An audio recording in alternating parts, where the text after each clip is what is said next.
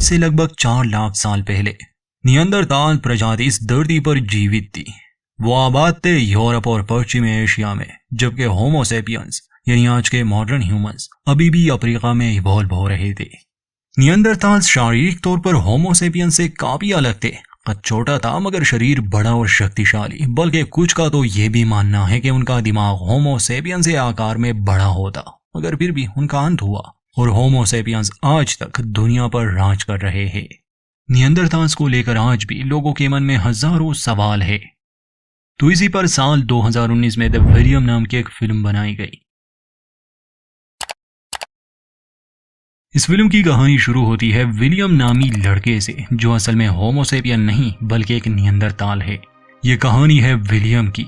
उसकी प्रजाति तो आज से 3 लाख साल पहले ही खत्म हो चुकी है, पर आज के दौर में वो आया कैसे, इसके लिए कहानी को कुछ साल पीछे ले चलते हैं। यहाँ हम मिलते हैं एक यूनिवर्सिटी प्रोफेसर से जिसका नाम है जूलियन।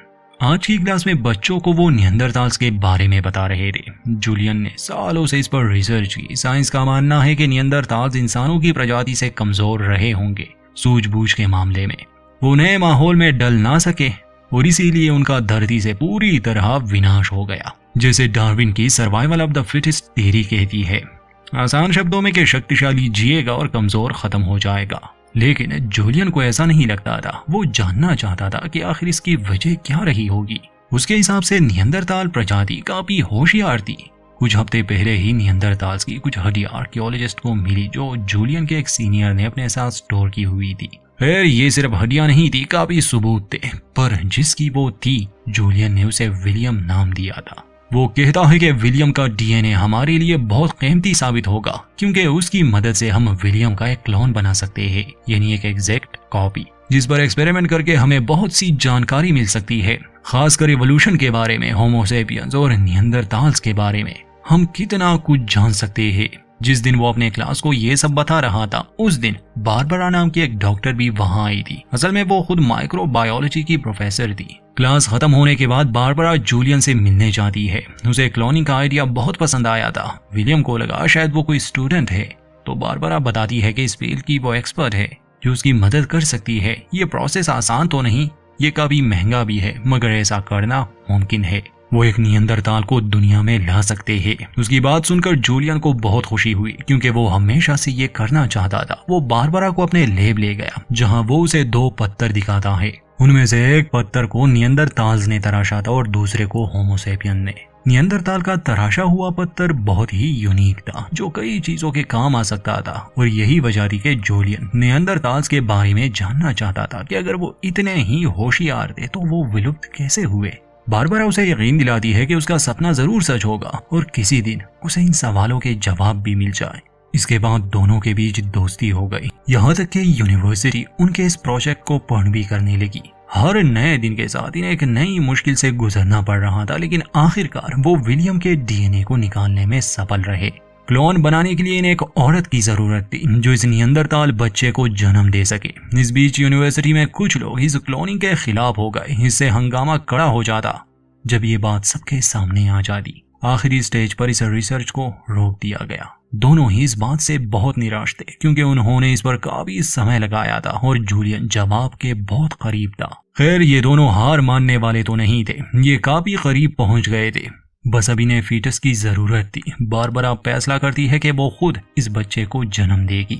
जूलियन उसके इस फैसले से बहुत खुश था। ये दोनों कुछ समय के लिए नेवाडा चले जाते हैं, जहां बारबरा प्रेग्नेंट हुई। दोनों ने शादी भी कर ली और फिर बारबरा ने उस नियंदरताल बच्चे को जन्म दिया। शारीरिक तौर पर तो वो काफी अलग था। डिलीवरी के समय नर्स भी हैरान थे।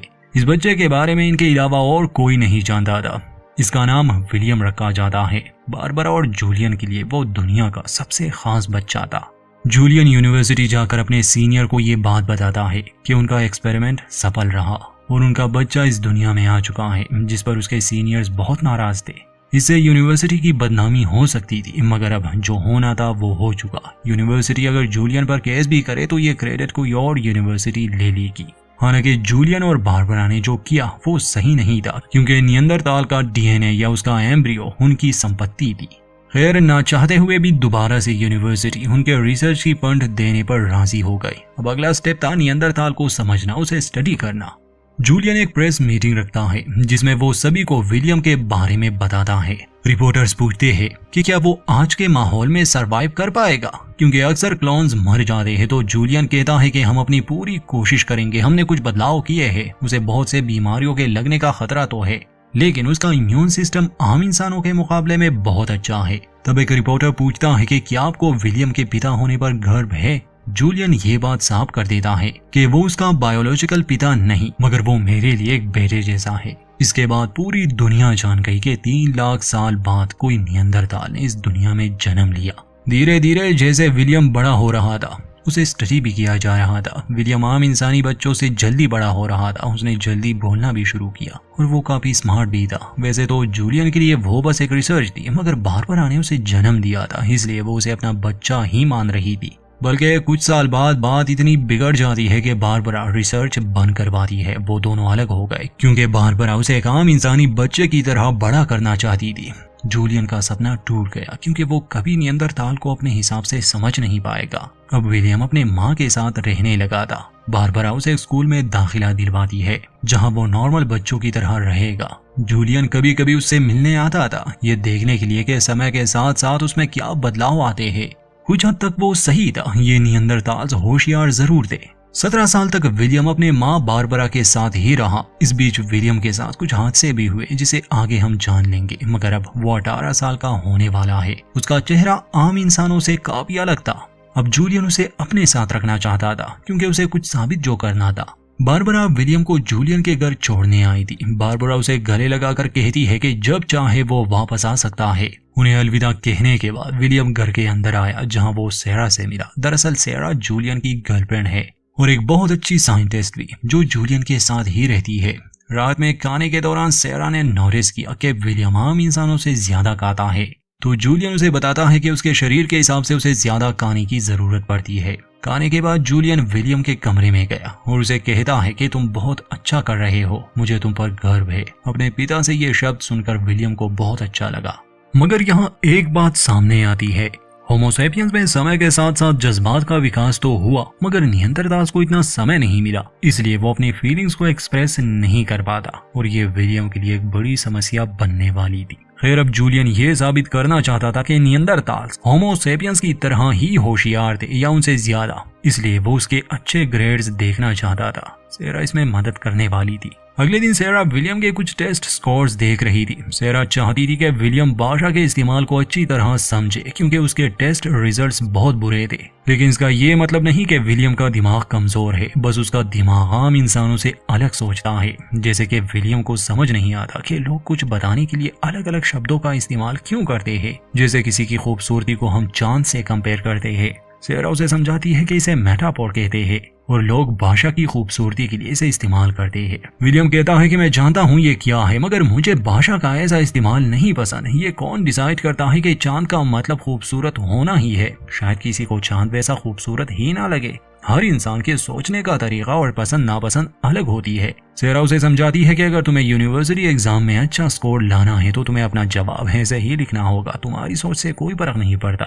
वहीं दूसरी तरफ जूलियन यूनिवर्सिटी में विलियम के बारे में लेक्चर दे रहा था। वो बताता है कि कैसे विलियम के पैदा होने पर लोग इसके खिलाफ थे। इनमें से कई लोगों को लगता था कि नियंदरताल्स इंसानों के लिए खतरा बन सकते हैं, लेकिन ऐसा नहीं है। बल्कि नियंदरताल्स का IQ हम इंसानों से अच्छा है और उनका इम्यून सिस्टम भी बहुत स्ट्रॉन्ग है। ये खोज मेडिकल साइंस के लिए एक चमत्कार की तरह है क्योंकि उसके इम्यून सिस्टम से इंसानों की बीमारियों का इलाज भी ढूंढा जा सकता है। एक फ्लैशबैक में दिखाया जाता है जब विलियम स्कूल में था। उसके अलग होने की वजह से बच्चे उसे परेशान करते थे। एक दिन कुछ बच्चे विलियम को बुली कर रहे थे। वो उसे कैब मैन कहकर चिढ़ा रहे थे। वो विलियम के पीछे भागते हैं, मगर विलियम उनसे ज्यादा शक्तिशाली था। वो इन बच्चों का सामना करता है और उनमें से एक लड़के का हाथ तोड़ देता है।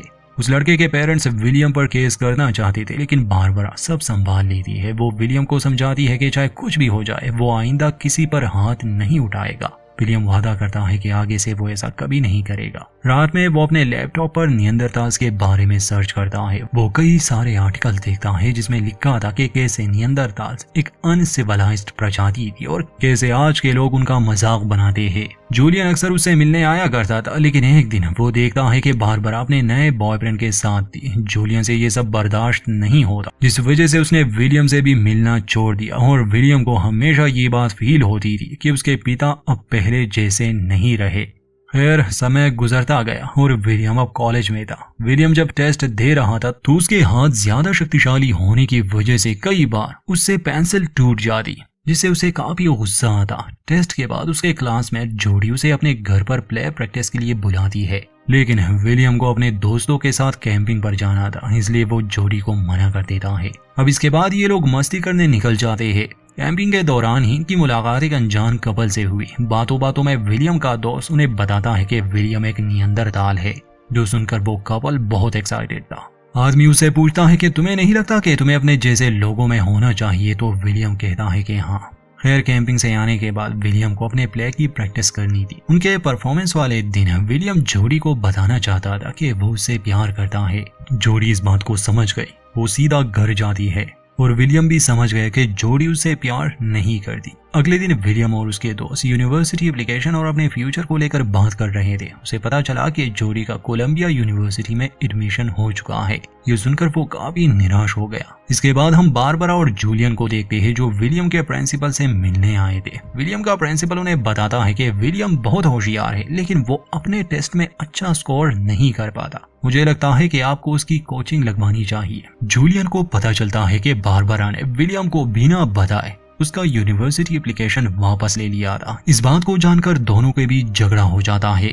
जूलियन कहता है कि विलियम अब मेरे साथ रहेगा, तो प्रिंसिपल उन्हें समझाते हैं कि विलियम 18 साल का होने वाला है, आप लोगों को उससे पूछना चाहिए कि वो क्या चाहता है। इसलिए घर जाकर दोनों विलियम से बात करते हैं। दोनों ही उसे समझा रहे थे कि उसे क्या करना चाहिए। बारबरा नहीं चाहती थी कि विलियम किसी एक्सपेरिमेंट का हिस्सा बने और जूलियन यही चाहता था। तब जूलियन उसे समझाता है कि अगर वो ऐसा करेगा तो इससे लाखों लोगों की मदद हो सकती है। अगर विलियम इसके लिए मान जाए तो वो यूनिवर्सिटी के टेस्ट क्लियर करने में भी उसकी मदद करेगा। अब विलियम फैसला करता है कि वो जूलियन के साथ जाएगा। सीन अब प्रेजेंट पर शिफ्ट होता है, जहां हम विलियम को जूलियन और सैरा के साथ देखते हैं। विलियम के टेस्ट स्कोर देखकर जूलियन बहुत निराश था। वो विलियम पर गुस्सा करके वहां से चला गया। उसका ये व्यवहार देखकर विलियम को बहुत दुख होता है, तो उसका दिल बहलाने के लिए सैरा उसे वॉक पर चलने को कहती है। वो उसे समझाती है कि इस सब में तुम्हारी कोई गलती नहीं, जूलियन पर बहुत प्रेशर है। मेरे माता पिता भी मुझे लेकर परेशान रहते थे, तब मुझे कुछ भी अच्छा नहीं लगता था, लेकिन अब मैं समझती हूँ कि वो बस मेरी मदद करना चाहते थे। सैरा को पता चलता है कि विलियम को गाना गाना बहुत पसंद है और विलियम उसके लिए गाना गाता भी है, जो सैरा को बहुत अच्छा लगा। इस बीच विलियम और सैरा एक दूसरे के बहुत करीब आ गए थे।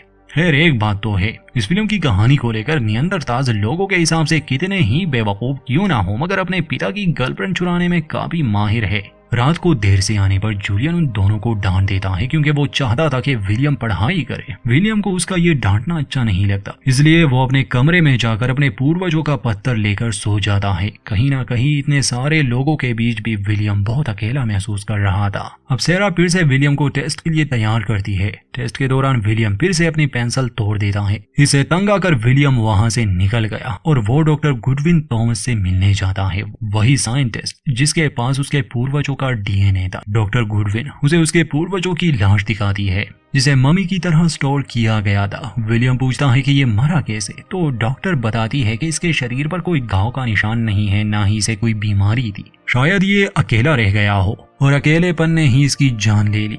विलियम पूछता है कि आपको क्या लगता है हमारे पूर्वज क्यों खत्म हो गए। डॉक्टर बताती है कि होमो सेपियंस यानी आज के इंसानों की प्रजाति ने सीख लिया था कि कैसे इंसानों को एक ग्रुप में रहना है, एक बड़े परिवार के रूप में, जबकि नियंदरताल सेपियंस के विश्वास पर सवाल उठाते थे, जैसे इंसानों को धर्म के लिए क्यों मरना या मारना चाहिए। शायद यही वजह थी कि वो सेपियंस से अलग हो गए और अकेले सरवाइव नहीं कर पाए। विलियम पूछता है कि क्या सवाल करना कोई बेवकूफी है, क्योंकि विलियम भी ऐसे ही सवाल पूछता था। तो डॉक्टर उसे समझाती है कि तुम बेवकूफ नहीं हो। विलियम कहता है कि मुझे भी यहाँ पर रहने के लिए मजबूर किया जा रहा है, लेकिन मैं यहाँ का नहीं हूँ, ये मेरा युग नहीं है।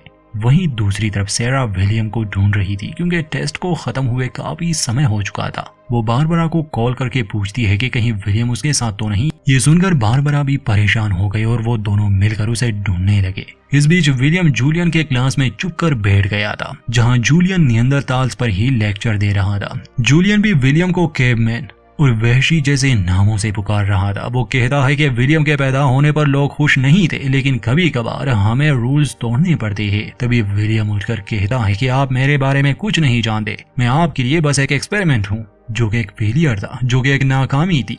तो जूलियन गुस्से में कहता है कि मेरा काम कोई फेलियर नहीं था, बल्कि तुम हो। ये सुनकर दुखी मन से विलियम वहां से निकल गया। जूलियन उसे रोकने की कोशिश करता है। विलियम उसे कहता है कि तुम मेरे पिता नहीं हो। इस पर जूलियन उसे थप्पड़ मारता है। तभी विलियम के जेब से वो पत्थर नीचे गिर गया। जूलियन उससे पत्थर लेने की कोशिश करता है तो विलियम उसी पत्थर से उसके मुंह पर मारता है, जिससे जूलियन को गहरी चोट लग गई। विलियम घबराकर वहां से भाग जाता है। सेरा और बारबरा विलियम को ढूंढ रहे थे। उधर पुलिस भी उसके पीछे थी, क्योंकि उन्हें लग रहा था कि विलियम उनके लिए खतरा है। पुलिस विलियम को एक जगह घेर लेती है। तब तक सेरा और बारबरा भी वहां पहुंच गए थे। वो उनसे रिक्वेस्ट करते हैं कि वो विलियम को छोड़ दे। पुलिस विलियम को सरेंडर करने के लिए कह रही थी, लेकिन विलियम उनकी बात नहीं सुनता। इसलिए एक पुलिस ऑफिसर उस पर गोली चला देता है और इस तरह विलियम की मौत हो जाती है।